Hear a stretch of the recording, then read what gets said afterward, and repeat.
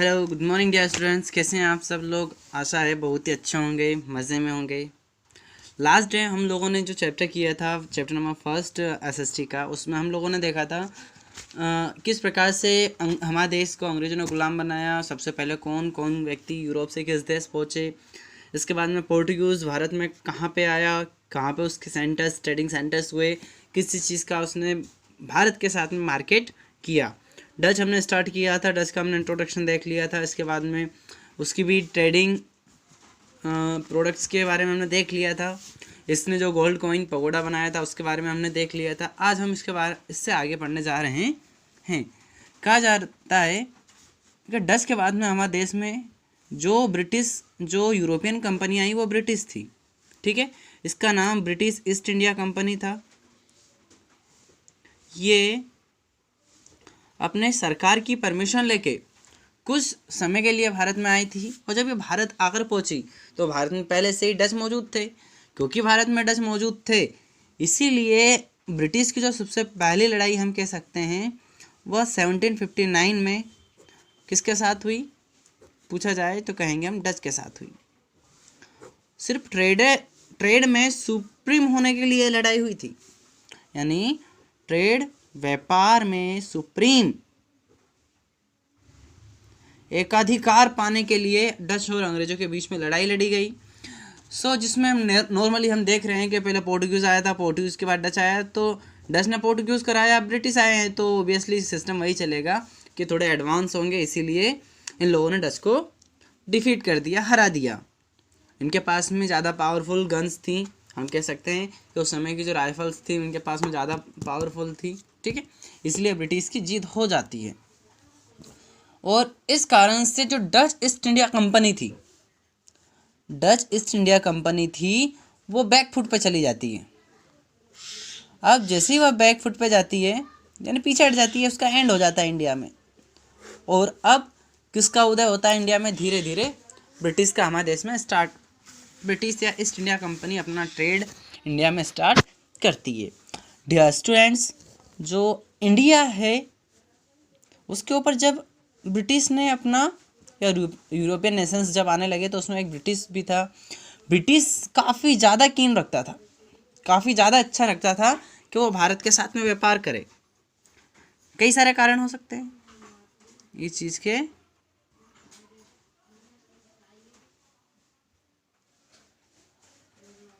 कई सारे कारण हो सकते हैं कि क्या कारण थे, क्या कीननेस थी कि ब्रिटिश भारत में व्यापार करना चाहता था। जो भी हो, लेकिन जब वो भारत आया, कहा जाता है कि सबसे पहले हम बात करें 31 दिसंबर 1600 में इसका एलिजाबेथ से परमिशन मिलती है कि हाँ ठीक है, आप एक कंपनी हैं, आप एक ग्रुप है लोगों का जो कि ब्रिटेन से इंडिया व्यापार करने के लिए, ट्रेड करने के लिए जाएंगे। उस समय यहाँ की जो रानी थी उनका नाम क्वीन एलिजाबेथ था। क्वीन एलिजाबेथ फर्स्ट के टाइम में इसका फॉर्मेशन हुआ, इसको स्टेबलाइज किया गया। और इनकी परमिशन लेकर, एलिजाबेथ की परमिशन लेकर फर्स्ट की जो चार्टर था, एक चार्टर बनाया गया, एक मोनोपोली अधिकार दिया गया।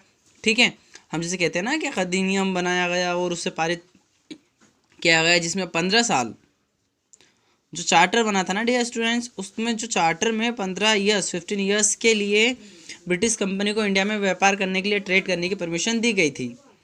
इस प्रकार से हम कहते हैं कि फर्स्ट टाइम ब्रिटिश को परमिशन मिलती है 608 में। ब्रिटिश शिप इंडिया से निकलती है, ब्रिटेन से निकलती है और इंडिया आकर पहुंचती है।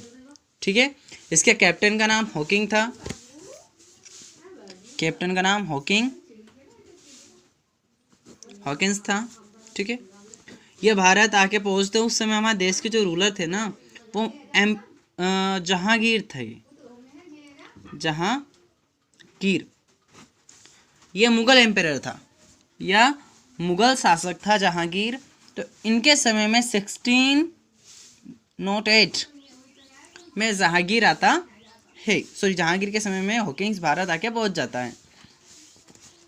अब क्या इंग्लिश लास्ट कंपनी थी जो भारत आई? नहीं, इसके बाद फ्रेंच हमारे देश में आती है। हमारे देश में कौन आता है फिर? फ्रांस की कंपनी आती है। फ्रांस देश अपने ही देश में इंडो ओरिएंटल कंपनी को फॉर्म्ड करता है 1664 में। ठीक है, ये फ्रांस गवर्नमेंट की ओर से इसको परमिशन मिलती है। और एक डेलीगेशन, एक बेड़ा, हम डेलीगेशन कहते हैं बेड़े को, है ना, मतलब ग्रुप ऑफ पीपल्स, एक डेलीगेशन फ्रांस से निकलता है और 1667 में इंडिया आकर पहुंचता है। जब 1667 में ये आकर पहुंचता है तो ये सबसे पहले जो अपना ट्रेडिंग सेंटर बनाते हैं वो 1668 में, 1 साल का टाइम लग जाता है हम कह सकते हैं, सूरत में आकर अपना पहला ट्रेडिंग सेंटर स्टार्ट करते हैं। धीरे धीरे फ्रेंच अपना ट्रेड एक्सपेंड करना स्टार्ट करते हैं। इन ईयर 1669 में मछलीपट्टनम,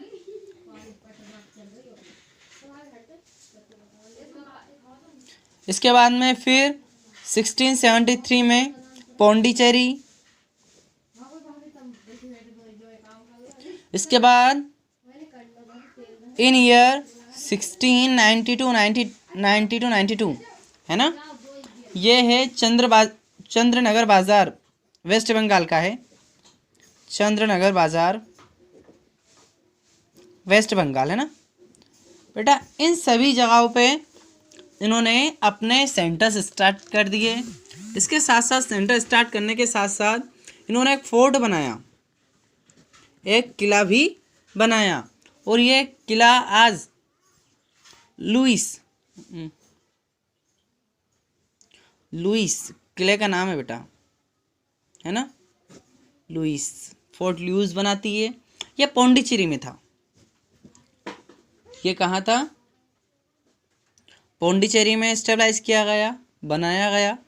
इसका मुख्य उद्देश्य था बेटा कि जो दूसरी कंपनीज है, चाहे वो ब्रिटिश ही क्यों ना हो या ईस्ट इंडिया कंपनी है, अपने व्यापार को फैलाने में ब्रिटिश इसके ऊपर आक्रमण ना करे। जैसा क्योंकि हम ऐसा कह सकते हैं ब्रिटिश पहले ही डच के ऊपर अपना आक्रमण कर चुकी थी, अटैक कर चुकी थी और उसके ऊपर उसे डिफीट करके अधिकार कर चुकी थी। तो फ्रांस पहले से ही थोड़ा एडवांस था मतलब उसको पता था कि फ्यूचर में क्या होना है। दूरदर्शी निगाहों से वो देख रहा था, उसे पता था कि ब्रिटिश कहीं ना कहीं उसको चैलेंज देगा। इसी के चलते हुए इसने सबसे पहले खुद को बचाने के लिए पौंडीचेरी में एक फोर्ट क्रिएट किया, ये बना लिया। एंड इसका मुख्य उद्देश्य था बेटा कि भारत में ज़्यादा से ज़्यादा व्यापार हो, ट्रेड हो, जितनी भी कंपनी होती है उनका यही उद्देश्य होता है। तभी फ्रेंच गवर्नर डुप्लेक्स जो थे, ये बहुत ही कूटनीतिज्ञ थे और इनकी इतने खतरनाक स्टेप्स थे इंडिया में व्यापार फैलाने के लिए। वो ब्रिटिश को उखाड़ फेंकते, पूरा डिस्ट्रॉय कर देते और एकाधिकार, है ना, मतलब सुप्रीम वही होते व्यापार में। तो ये चीज़ ब्रिटिश ईस्ट इंडिया कंपनी समझ गई और इन दोनों चीज़ों के चलते हुए अब दोनों के बीच में क्या होने लगे, अब दोनों के बीच में वार की स्थिति आ गई। कई सारी कन्फ्लिक्ट्स हुई दोनों के बीच में और इन कन्फ्लिक्ट्स को हम बाद में पढ़ेंगे। अभी हम उसका सिर्फ इंट्रो पढ़ रहे हैं कि कब कौन सी मार्केट हमारे इंडिया में आई। ठीक है, तो हमने फ्रेंच के बारे में पढ़ लिया। अब इसके बारे में आपकी बुक में जो दे रखा है वो है decline of the Mughal empire and the consolidation of the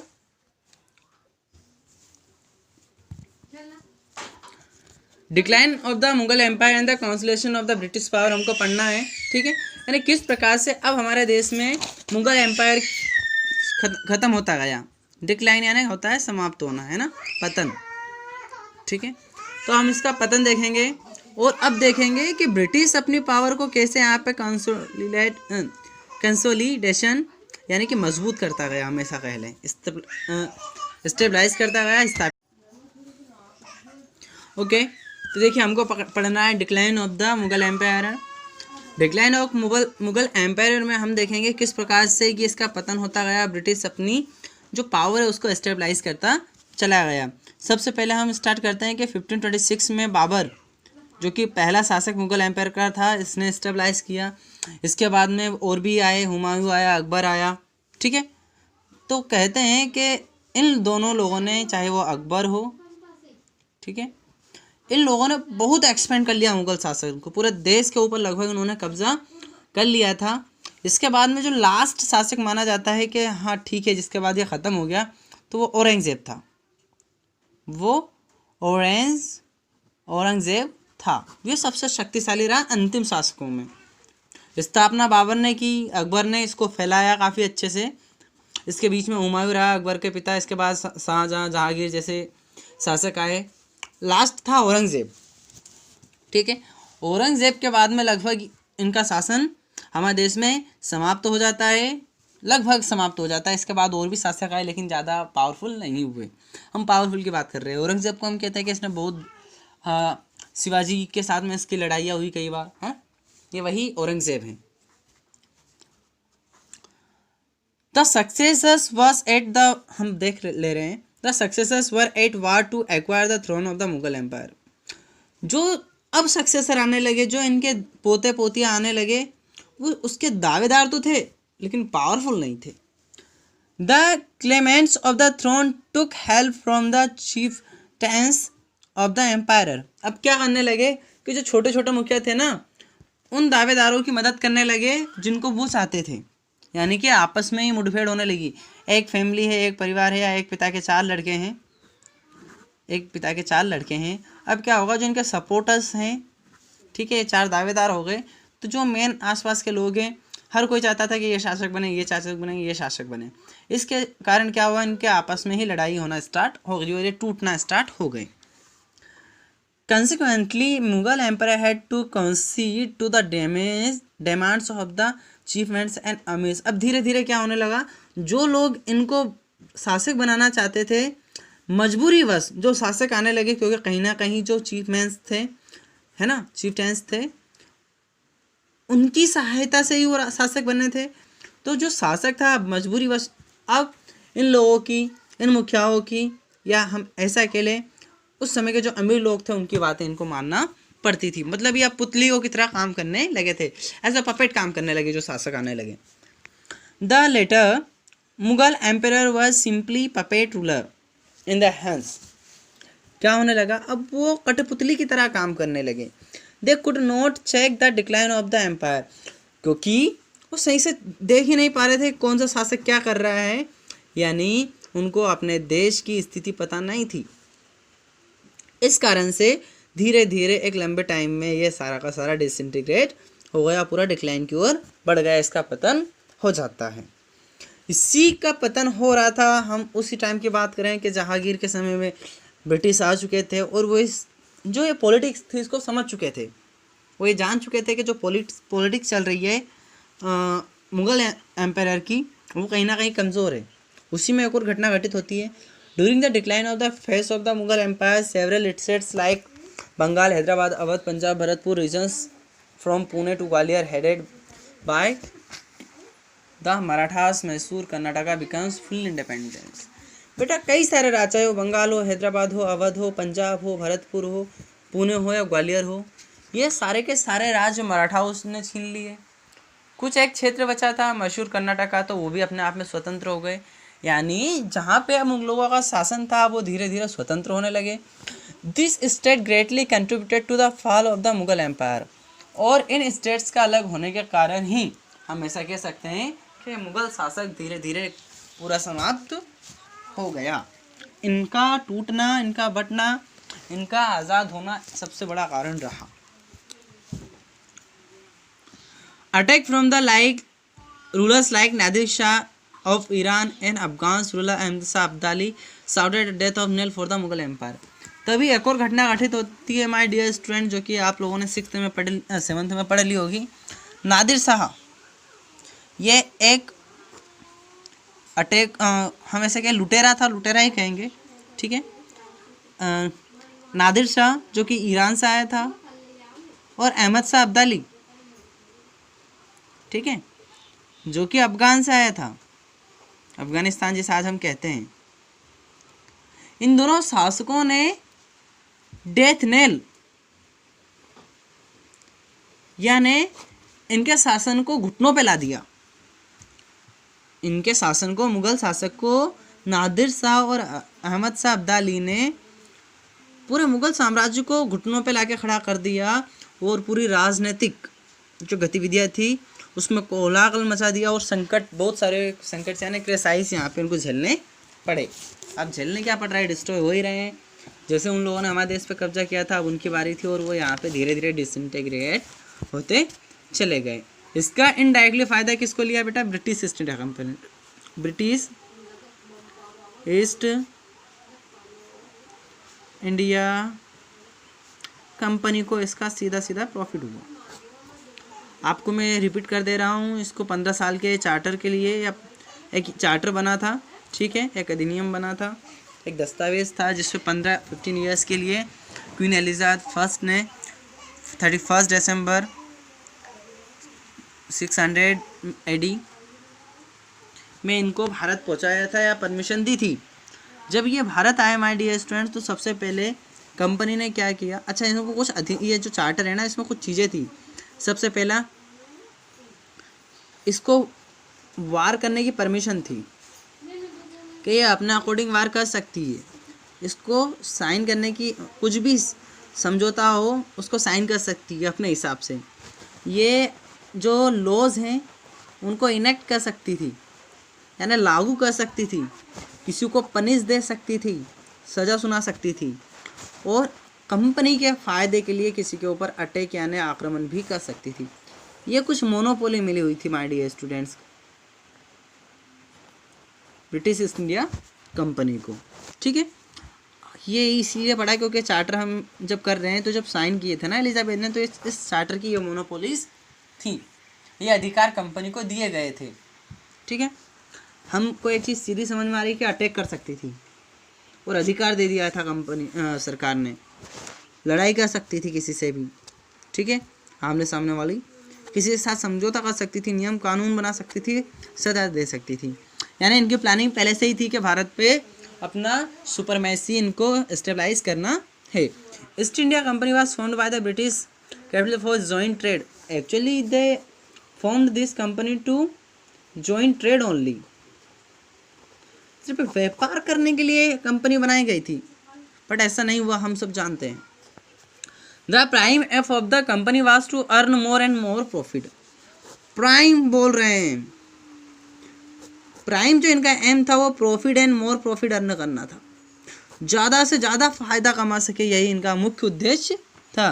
the British believe that the earning profit by hook और क्रूक आर राइट। इनका मानना था हुक और क्रूक, साम दाम दंड भेद हम बोलते हैं, ऐसे षड्यंत्र से यदि हम प्रॉफिट कमा सकते हैं तो वो सही है। आपने कई बार सुना है कि जंग और इसके में सब कुछ जायज़ होता है, तो इनका मानना था कि नहीं, ये सब फालतू की बातें, व्यापार में सब कुछ जायज़ है, व्यापार में सब कुछ जायज़ है। आप किसी के साथ षड्यंत्र कर लो, किसी की हत्या कर लो, ठीक है, किसी से झूठ बोल लो, सब कुछ इसमें जायज़ है। यही इन्होंने किया। Even loot and war were considered right by the British to fulfill their end of business। यहाँ तक कि अपना फ़ायदा कमाने के लिए, कई दूसरे देशों को लूटने के लिए, है ना, लोगों को लूटने के लिए, मार डालने के लिए, है ना, ये सारे अधिकार कंपनी को मिले हुए थे या वो सही मानती थी। The company by acquiring means of the लूट and trade fulfil there coffers beyond capacity. अब कंपनी क्या करने लगी, लोगों को लूट कर, उनको उनकी हत्या करके अपने बिजनेस की जो क्षमता थी उससे भी ज़्यादा फ़ायदा कमाने लग गई थी। The company also had political ambition along with the consolidating it's hold over the trade. देखिए, पहले तो सिर्फ ट्रेड ही था, लेकिन इसने अब एक और चीज़ समझ में आई कि इंडियन पॉलिटिक्स कमज़ोर है, यहाँ पे सब करप्टेड है। इंडियन पॉलिटिक्स में क्या मिस्टेक थी, क्या कमज़ोरी थी, ठीक है, तो वो था करप्शन। ये ब्रिटिश को समझ में आ गया है कि इंडियन पॉलिटिक्स करप्शन से भरी पड़ी है, इसके ऊपर हम बहुत ही आसानी से अपनी होल्ड या अपनी पकड़ जमा सकते हैं। तो इस चीज़ को ही चलते हुए इन्होंने पॉलिटिक्स एडमिनिस्ट्रेशन भी स्टार्ट कर दिया। The British had analysed the political weakness of the India there thought that acquiring political power would be profitable by that trade, और इनका मानना था कि यदि ये शासक बन गए तो जो इनका उद्देश्य बिजनेस का वो ज़्यादा फायदेमंद हो सकता है। And soon they started to work to achieve this goal, और जल्द ही इन्होंने व्यापार के साथ साथ अब शासन करना भी स्टार्ट करने की जो नीति थी उस पर काम करना शुरू हो। The earlier employees of company were corrupt and greedy, they accept free the initiation was earn as much as possible. देखिए बेटा, जो शुरुआत के जो कर्मचारी थे कंपनी के, जो एम्प्लॉइज थे ये बहुत ही ज़्यादा करप्टेड, भ्रष्ट थे, लालची थे। ग्रीडी आना होता लालची।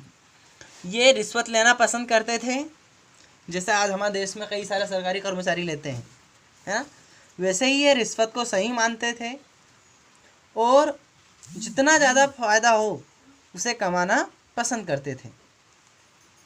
Expansion of the trade east India company in India. अब देखते हैं, पढ़ते हैं किस प्रकार से इसका एक्सपेंशन हुआ। तो East India company trading in India but fail to stabilise the business centre और कॉलोनी इन इंडिया। देखिए, इससे पहले हमारे देश में हम कह सकते हैं फ्रेंच थी, डच थी, इस सभी देशों ने पहले ही अपने ट्रेडिंग सेंटर्स और कंपनी फोर्स स्टेबलाइज कर रखे थे। अब यही चैलेंज किसको आने लगा? ईस्ट इंडिया कंपनी को। ये अपने ना ही यहाँ पे ट्रेडिंग सेंटर्स बना पाई, ना ही फैक्ट्रीज स्टेबलाइज कर पाई। ठीक है। Jahangir granted permission to company to open business centre at Surat in 1613। सबसे पहले Jahangir British East India company को 1613 में 1613 में सूरत में अपनी फैक्ट्री खोलने की परमिशन दे देती है। जब इसको पहली बार हमारे यहाँ पे सेंटर खोलने की परमिशन मिलती है, तब ब्रिटेन का जो राजा था किंग जेम्स फर्स्ट, वो एक राजदूत के रूप में सर थॉमस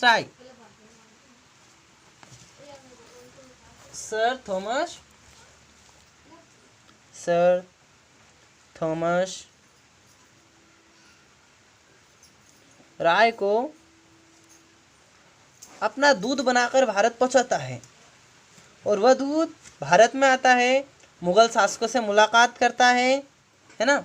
और इसके बाद में बहुत अच्छे तरीके से कहा जाता है कि 1615 से लेके 1619 यानी 4 साल तक थॉमस राय भारतीय शासन में रहा। मुगल जो राज्य था, दरबार था, वहाँ पे रहा। और दरबार में बैठे बैठे थॉमस राय को एक चीज़ समझ में आ गई कि इन लोगों में ज़्यादा जान नहीं है, ज़्यादा क्षमता नहीं है। So he got approval from Jahangir to establish business centers in different parts of the Mughal Empire।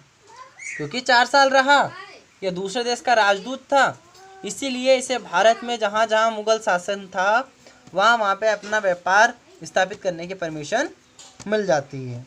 ठीक है।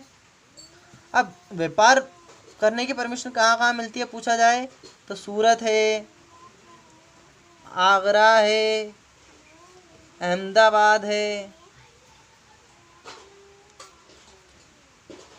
और भरूच गुजरात, इन जगहों पे इसे व्यापार करने की अनुमति मिल जाती है।